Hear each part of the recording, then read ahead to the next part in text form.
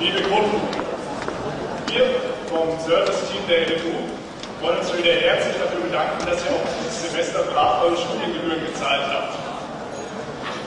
Leider, muss man sagen, haben nicht alle unter euch die Gebühren entrichtet. Deshalb suchen wir eine gewisse Person, die nach § 2 Satz 1 unserer Grundordnung sich einen schweren Verstoß geleistet hat. Es gibt Menschen unter euch, die eure gutgläubige Zahlungsbereitschaft ausnutzen, um sich in Vorlesungen einzuschleichen, ohne Gebühren zu zahlen. Ich meine, das sollte doch einen gewissen Widerstand in euch wecken. Deswegen sind wir hier. Frau Müller? Frau Müller? Wir wissen, dass Sie da sind. Okay, wenn Sie sich nicht selber melden, wir haben vom Dekanat die Genehmigung, einen 10-Euro-Gutschein für die Mensa demjenigen oder derjenigen zu übergeben, die Frau Müller meldet.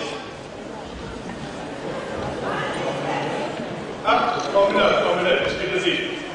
Kommen Sie gerade. Bitte auf den Kopf.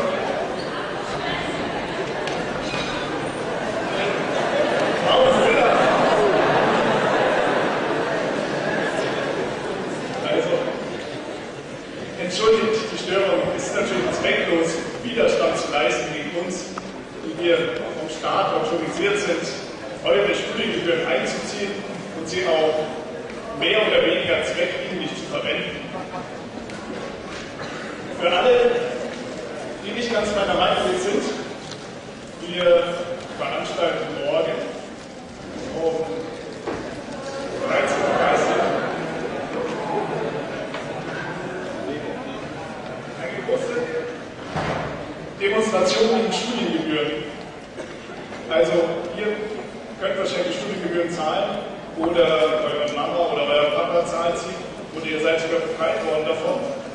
Aber für die, die jetzt nicht neben euch sitzen können und der Platz für eure Taschen einnehmen, wäre es auch ganz nett von euch, wenn ihr nicht auf die Straße gehen würdet. Okay, danke.